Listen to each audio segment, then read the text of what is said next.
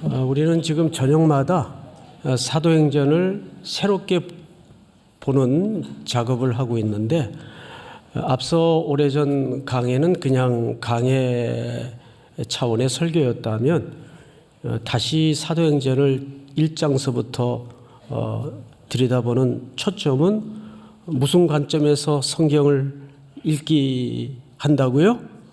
그렇죠. 성교적 관점에서 어떻게 성경을 다시 볼 것인가에 대해서 지금 작업을 하고 있습니다. 이 설교를 준비하면서 아무래도 오늘 내용이 그 베드로의 설교가 전체 내용입니다. 우리가 많이들 베드로는 그냥 어부 출신의 정말 글도 모르는 무식한 그런 잘못된 오해를 선입관을 갖고 있는데, 베드로 사도가 쓴 저서 중에 유명한 저서가 베드로 전후서입니다. 전혀 무식하지 않습니다. 그리고 오늘 이 내용을 봐도 많은 설교자들이 연구의 대상일 정도로 아주 완벽하고 훌륭한 설교를 했죠. 그리고 이 설교로 안 믿는 자들이 3,000명이나 회개하는 큰 기적을 열매를 거두었습니다. 저도 돌아보면 어릴 적부터 설교를 했는데 지금도 가장 힘든 게 설교입니다. 그리고 어디 가서 뭐 설교를 하는 것보다 제일 힘든 현장이 우리 삼일교회에서 설교하는 설교가 제일 힘듭니다. 그래서 제가 존경했던 오카는 목사님도 65세에 은퇴를 하시고 물러나시면서 사적인 자리에서 궁금해서 여쭤봤어요. 목사님 충분히 설교하실 수 있는데 왜 이렇게 일찍 은퇴를 하십니까? 너무 아쉽고 아깝잖아요. 후배 입장에서 또 여쭤봤죠. 그랬더니 몇 가지 이유가 있는데, 첫 번째 이유가 설교가 너무 힘들다. 의외의 이유였습니다. 평생 설교만 하신 분인데, 그래서 잠깐 눈 감았다 눈을 떠도 그냥 설교가 술술 나오는 줄 알았는데 설교가 너무 힘들다. 그런 말씀을 하셨던 것이 기억이 납니다. 저는 사실 첫 설교를 앞을 보지 못하는 어린아이들, 맹인 학생들 앞에 오랫동안 또 설교를 했었습니다. 그러니까 저로서는 굉장히 낯선 경험이죠. 이렇게 정상적으로 눈을 번쩍 뜬 사람 앞에서도 설교하기가 쉽지 않은데, 앞을 보지 못하는 그 학생들 앞에서 설교를 정기적으로 해야 되는 그 부담감은 굉장히 그 스트레스가 많았습니다. 집에 불이 나가지고 불길이 시뻘겋게 올라옵니다. 그럼 그거 어떻게 설명할 거예요? 맹인들 가운데는 중도 맹인이 있고 또 선천적으로 날 때부터 맹인이 있어요. 그래서 어떤 흐릿하나마 이 눈을 뜰 때의 기억을 갖고 있는 사람들도 있지만 아예 그런 이미지가 없는 상태에서 언어를 통해 이미지화시켜서 설교를 한다는 게 얼마나 스트레스겠습니까? 그게 제 첫 번째 훈련이었어요. 그리고 또 하나 기억이 나는 거는, 제가 내수동교회에서 젊은 시절을 보냈는데, 지금도 생존해 계시죠. 이제 90 한 중반 연세가 되셨습니다. 그런데 딱 주일날 이렇게 서시면 예화도 없고 설명도 없고 오로지 성경 본문만을 가지고, 조금 흉내를 낼게요. 여러분, 사도들이 백성에게 말할 때에 여러분 사도들이 백성들에게 말하기 시작했습니다. 이거 외에는 없어요. 근데 이거를 정확하게 15분을 안 넘깁니다. 그러니까 군더더기 예화도 없고, 그러니까 설교가 주일날 아무리 길어봐야 15분이에요. 그래서 저는 일단 그 설교 스타일에 충격을 받았고, 짧아서 충격을 받았고, 그때는 목사님들 설교가 보통 1시간이었습니다. 이제 그 박희천 목사님이 저희 그 공부하던 신대원의 설교학 교수였어요. 저도 그 어르신께 설교학을 배웠는데 딱 점수가 2가지입니다. 빵점, 100점. 그 이유를 늘 이렇게 얘기하세요. 성경 본문에는 one version, one meaning, 하나의 의미밖에 없다. 거기에 중의적인 의미도 없고 여러 가지 해석을 할 수가 없다. 성경은 한 본문에 하나의 의미밖에는 존재하지 않는다. 그래서 이 원칙에 벗어나면 빵점이에요. 아무리 중간 과정에 조금 잘 써도 여지가 없어요. 그래서 그분을 통해서 제가 배웠던 것은 본문에 천착한 설교 스타일을 배웠어요. 그리고 이제 일찍 사역자로 나서면서 이 서대문에 아주 특이한 교회 하나가 있습니다. 그 교회는 우리나라의 유명한 주경 신학자이신 박윤선 박사님이 개척을 하신 교회예요. 그 주경 신학자이신 박윤선 박사님은 신대원에서도 원장으로 학장으로 재직하셨지만 성경 창세기부터 계시록까지를 전체 주석을 하신 분이에요. 그게 뭐 강해집 정도가 아니고 주석을 쓰셨어요. 아마 세계 신학자들 가운데에도 창세기부터 계시록까지 주석을 완간하신 분이 한두 분 정도 있을까? 그때는 이분이 처음이었습니다. 그러니까 그건 대단한 업적입니다. 그분이 개척한 교회가 있어요. 그래서 그 교회는 웬만한 성도들 집 신방을 가면 그 박사님 주석이 쫙 전집이 꽂혀져 있어서 그냥 장식용으로 꽂아놓은 정도가 아니라 우리 장로님들이나 권사님들이나 안수집사님 정도 되면 거의 주석을 훑는 정도입니다. 그래서 만약에 누가 설교를 했는데 그 본문과 전혀 다른 얘기를 했다. 그러면 난리가 납니다. 예배 마치고 당회실에 불려 들어가서 어떻게 이 본문을 이렇게 해석을 하셨습니까? 요즘 교육자들 만약에 이제 그러면 못 견디죠. 그래서 어느 저녁 예배 때 헌신 예배였는데 시골에서 어느 목사님이 강사로 오셨어요. 근데 그만 사도행전의 어느 한 본문을 권위자 바나바, 권위자라는 말은 어서리티가 아니라 위로하고 권하다 그 뜻이거든요. 근데 그거를 잘못 해석을 하셨어요. 한자만 보고 올라오셨어도 그런 실수가 안 벌어졌을 텐데 목회자는 말씀을 전하는 자는 권위가 있어야 됩니다. 이래 버렸어요. 그러니까 제가 이제 맨 뒤에 앉았다가 이제 깜짝 놀래가지고 앞을 보는데 제 앞에 장로님 한 분이 내가 잊을 수가 없어요. 이야, 난리가 났죠. 그분을 모신 담임 목사님도 그냥 좌불안석이고 난리가 났죠.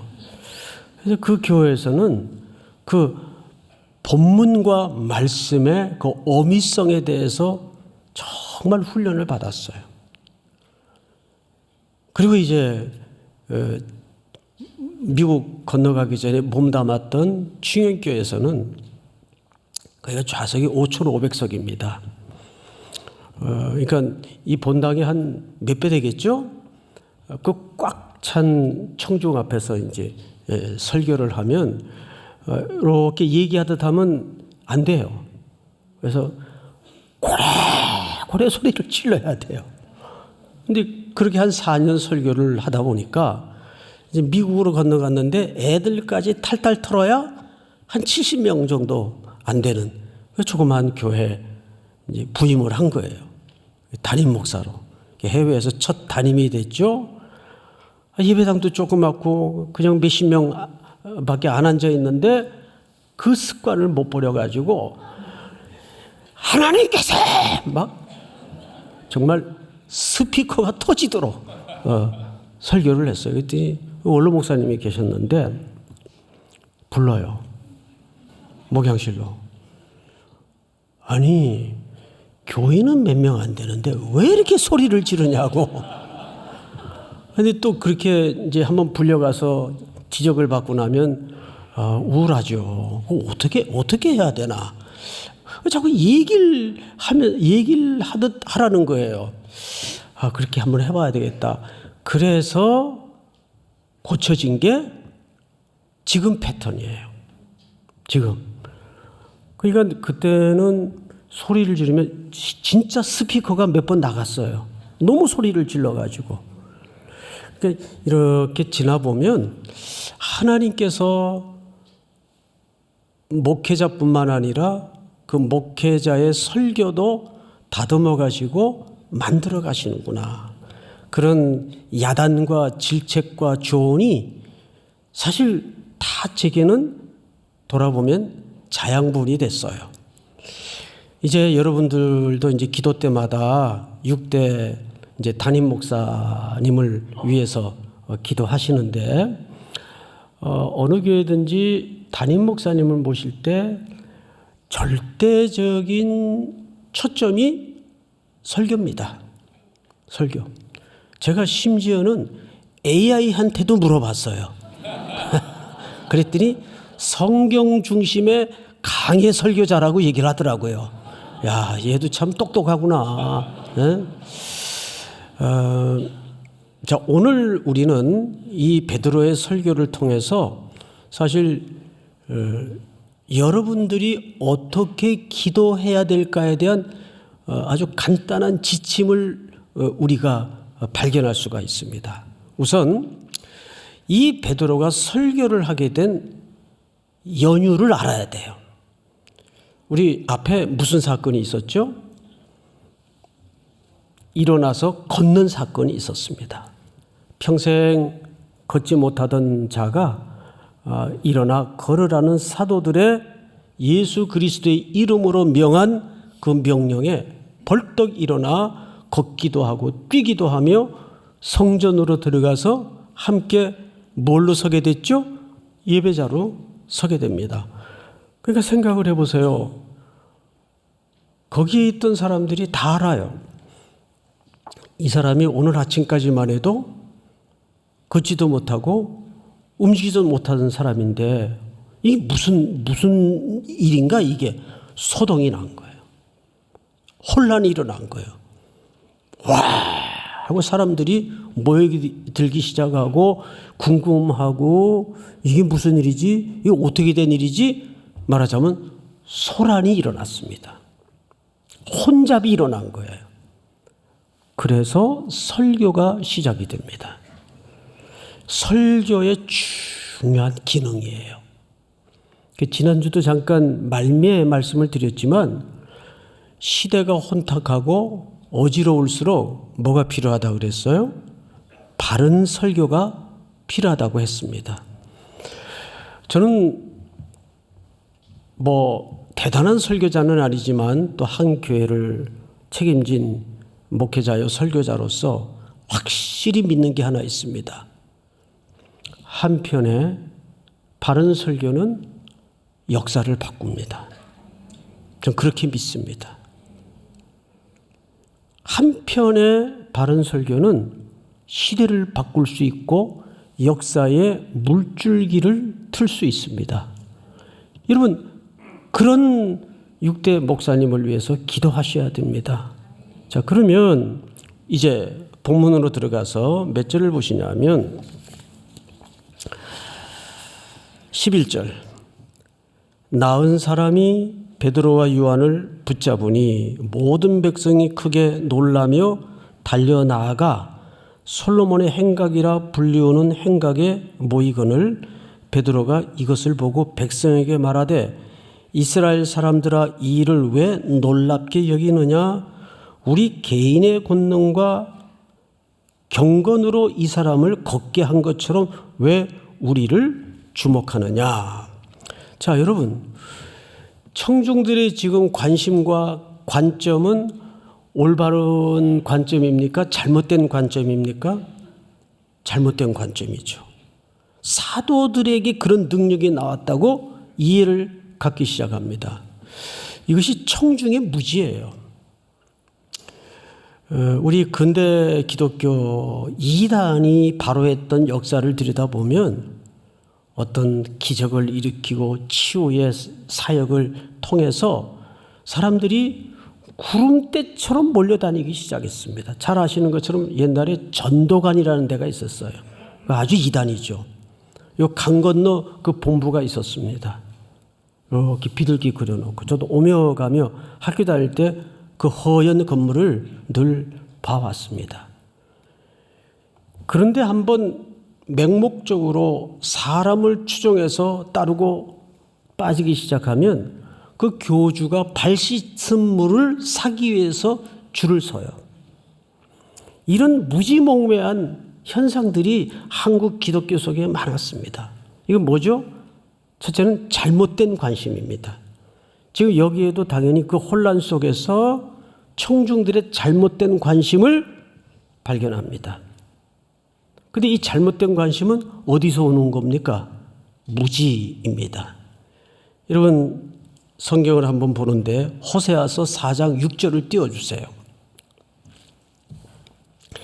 내 백성이 지식이 없으므로 망하는도다. 네가 지식을 버렸으니, 여기서 말하는 지식은 하나님의 말씀을 얘기하는 거겠죠. 나도 너를 버려. 그러니까 내 말씀을 무시하고 내 말씀을 버리니까 나도 너를 버려 내 제사장이 되지 못하게 할 것이요. 네가 네 하나님의 율법을 잊었으니 나도 네 자녀들을 잊어버리리라. 그러니까 백성들이 왜 망한다고 되어 있어요? 무지. 무지가 잘못된 관심과 잘못된 욕망을 낳습니다. 그래서 가장 무서운 것은 절망이 아니에요. 잘못된 희망입니다. 절망보다 무서운 게 절망보다 무서운 게 잘못된 희망이에요. 그런데 오늘 이 시대가 어쩌면 확증 편향적 태도를 통해서 듣고 싶은 얘기만 듣고 자기 말하고 싶은 것만 말하는 이런 시대가 되고 말았어요. 그 외의 것에 대해서는 눈 닫고 귀 닫고 입 닫고 전부 사람 중심으로 패거리가 되어서 몰려다니는 이런 어지러운 시대가 되고 말았어요. 지금 굉장히 혼란스럽지 않습니까? 시대 자체가. 이럴 때 바른 하나님의 말씀이 선포돼야 돼요. 그래서 5대 담임 목사를 청빙할 때에도 제가 그 뒷이야기를 꾸준히 들어왔습니다. 6개월 동안 그 청빙위원들이 저 5층 조그마한 방에 모여서 계속 국내에 여러 목사님의 설교를 듣고 참고를 하고 또 듣고 나서 기도하고 이런 과정을 겪었다는 이야기를 들었습니다. 앞으로 6대 목사님을 모시는 과정에서 가장 중요한 것이 역시 그 지점이 돼야 된다고 봐요. 일찍 청빙 과정을 진행하는 이유 중에 하나는 여러분, 물론 우리가 그런 과정을 거치는 것도 필요하겠지만 먼저 기도를 많이 하자는데 진짜 이유가 있습니다. 기도 많이 해야 됩니다. 믿습니까? 오늘 이 베드로의 설교 속에 우리는 첫째, 잘못된 관심에서 그 관심을 하나님의 말씀으로 설교를 통해서 바로잡아 줍니다. 이것이 이 시대 교회가 놓치지 말아야 될 중요한 순기능이에요. 저도 이제 갈등이 있죠. 이럴 때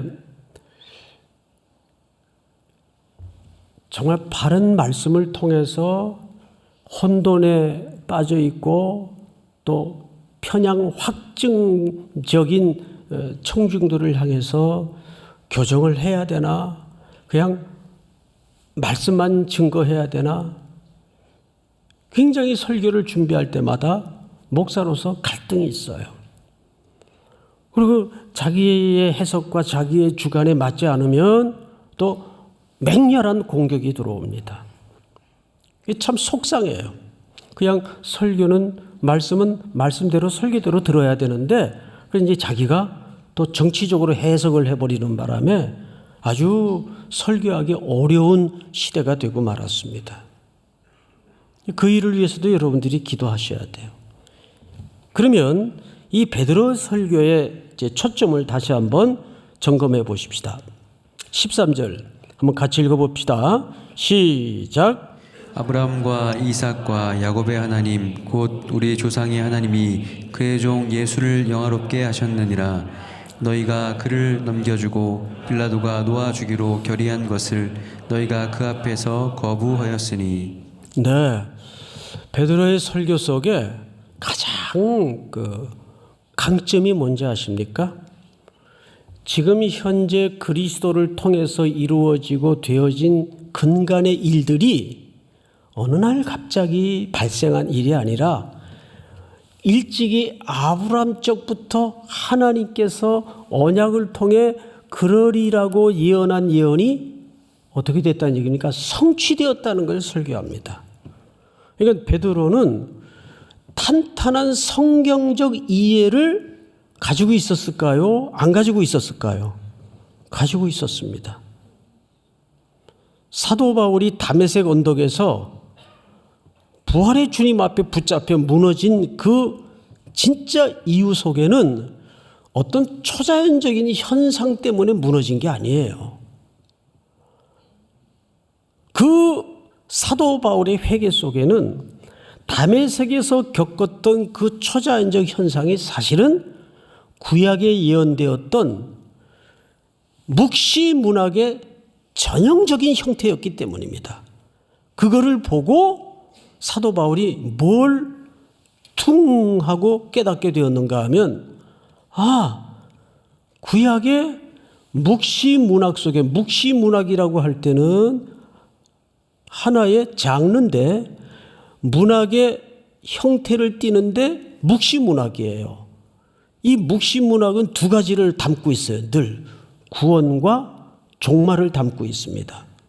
종말 속에는 심판이 포함되어 있겠죠. 그러니까 종말과 심판, 그리고 그 가운데 자기 백성을 어떻게 구원하실 것인가, 이것이 묵시문학 속에 싹 보쌈을 해서 감춰놓은 비밀들이었습니다. 그런 스토리를 담을 때에는 시대가 평안했을까요? 살벌하고 위험하고 어수선했을까요? 그렇죠. 후자입니다. 그래서 묵시문학의 형태로 담는 거예요. 모든 내용들을. 그래서 하나님의 택한 백성만 알아듣고 깨달을 수 있도록, 우리 일제의 엄혹한 시대를 지날 때도 노랫말을 통해서 민족의 서름을, 민족의 한을 노래했던 노래들이 너무나 많잖아요. 예를 들면 그런 거예요. 그러니까 구약의 정통한 신학자인 사도 바울의 입장에서는 다메섹을 향해서 예수 믿는 추종자들을 잡으러 영장을 발부받아 저 북쪽 끝까지 쫓아가고 있는데, 어느 순간 해보다 더 밝은 빛 속에 음성이 들려요. 이거는 전형적인 구약의 묵시문학의 형태예요. 사울아 사울아, 네가 왜 나를 핍박하느냐. 부활의 주님의 음성이 들려요. 당신은 누구십니까?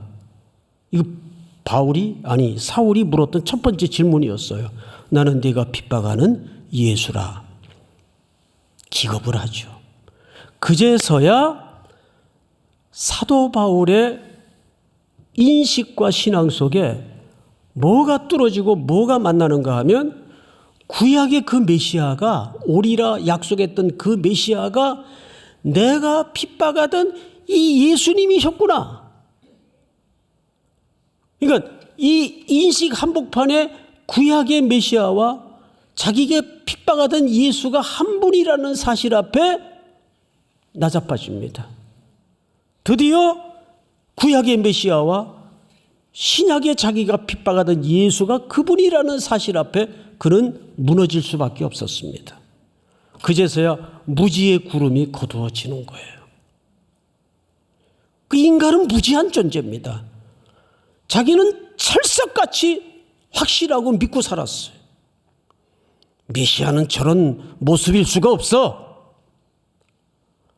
확증 편향적 사고에 그 성경을 능통하게 알고 있다는 사울도 가두어져 있었습니다. 그 무지의 눈이 열어져야 돼요.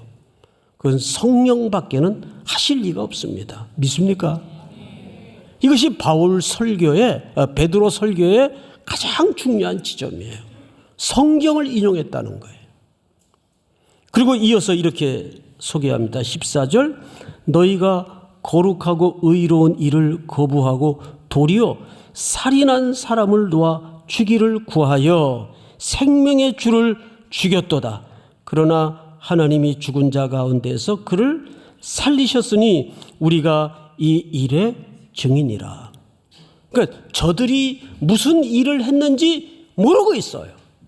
너희가 죽인 그분이 바로 메시아다. 바울이 겪고 깨달았던 것을 사도 베드로가 그대로 설명합니다. 자, 이것을 누가복음 23장에서는 이렇게 설명을 합니다. 띄워주세요. 예수님이 기도하시는데 이에 예수께서 이르시되 아버지 저들을 사하여 주옵소서. 용서를 비는데 자기들이 하는 것을 압니까 모릅니까? 알지 못함이니이다 하시더라. 그들이 그의 옷을 나눠 제비를 뽑을세. 그러니까 인간의 무지는 누구를 못 박았죠? 예수 그리스도를 못 박았어요. 그들의 연호와 환호 속에는 강도 바라바를 놓아주라고 소리칩니다. 거기서 말하는 강도는 뭐 돈 뺏고 길거리에서 복면 속 이런 강도를 얘기하는 게 아니고 그 당시 독립운동가들을 얘기합니다. 민족주의자들이죠. 그 바라바를 놓아주라 소리칩니다. 자, 누가 이겼어요? 다수의 소리가 이겼습니다. 그래서 교회는 민주적 절차가 중요합니다. 필요합니다.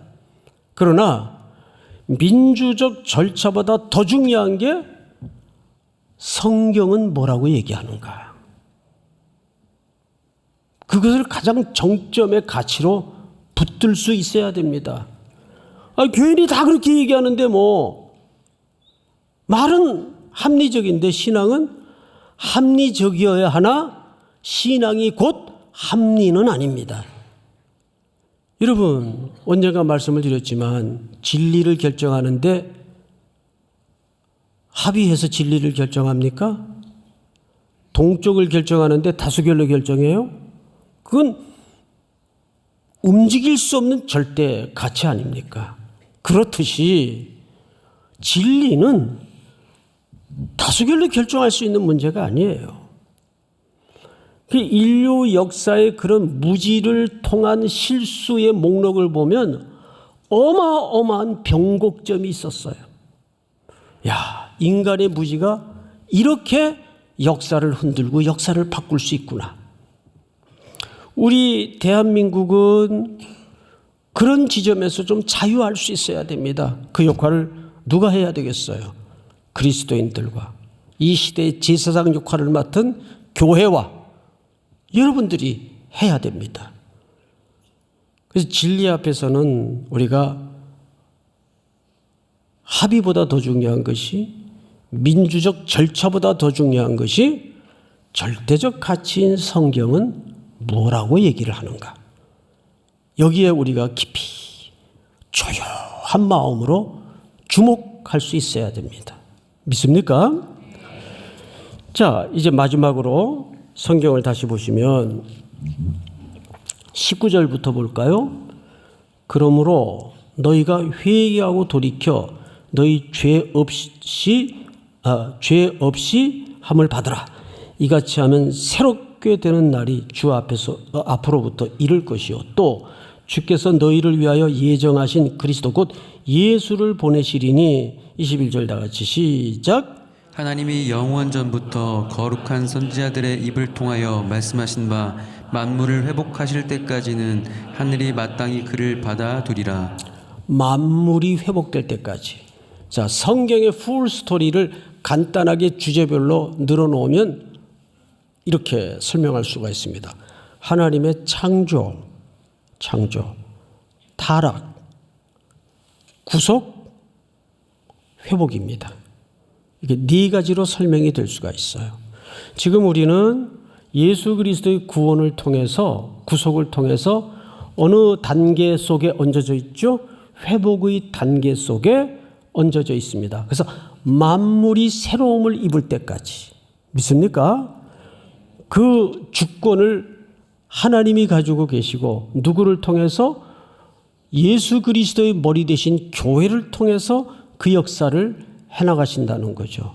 그래서 우리가 6대 담임 목사님을 위해서 기도할 때 첫 번째는 말씀에 붙들린 종이 6대 담임 목사로 모셔지게 하시고 또 성경의 가치를 가장 인생에 우선할 수 있는 교회가 되게 하시고 우리도 겸허히 청중도 말씀을 받을 때 사실 가끔 이제 젊은 목회자들이 와서 자주 묻는 질문이 뭐냐면 청년들에게 어떻게 설교를 해야 먹힙니까? 먹힌다는 말을 쓰더라고요.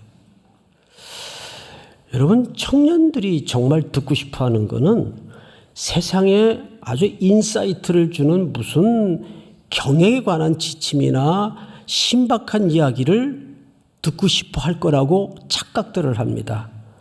제가 12, 13년 3일교회를 섬기면서 확인한 게 하나 있어요. 청년들은 복음을 듣고 싶어 해요. 신박한 얘기를 듣고 싶어 하는 게 아닙니다. 믿습니까? 그런데 그 모든 것이 이 베드로의 설교 안에 그대로 녹아져 있습니다. 앞으로 6대 담임 목사의 청빙 과정에서 여러분들이 엎드려 기도할 때마다 첫 번째, 여러 가지가 있을 수 있겠지만 첫 번째 기도해야 될 것이 말씀에 붙잡힌 하나님의 종이 택함 입도록 은혜를 주시옵소서. 제가 미국의 첫 담임 목회를 할 때 이거보다 더 초라한 강대상이 강단에 놓여져 있었습니다. 이거 한 절반 크기밖에 안 되는 조그마한 강단인데 나무로 돼 있었어요. 설교자가 설교를 하려고 딱 서면 영어로 이 설교자만 볼 수 있도록 안쪽에 원로 목사님이 글을 하나 이렇게 타이핑을 쳐서 항상 붙여놨습니다. 청중으로 하여금 오직 그리스도를 보게 하라. 제가 오랜 세월이 지나도 잊질 못합니다. 그래서 그 얘기를 누가 하셨나? 제가 후에 검색을 해봤는데 제가 가장 존경하고 또 많이 읽었던 찰스 헤든 스폴천, 영국이 낳은 설교자로서 황금의 입이라고 불리웠죠. 그분이 하신 이야기 중에 한 편입니다. 앞으로 이제 모셔질 청빙되어질 목사님도 여러분들로 하여금 그리스도를 보게 하는 성경 중심적인 그리스도 중심적인 설교자가 우리의 목회자가 될 수 있기를 간절히 기도하시기 주의 이름으로 축복합니다.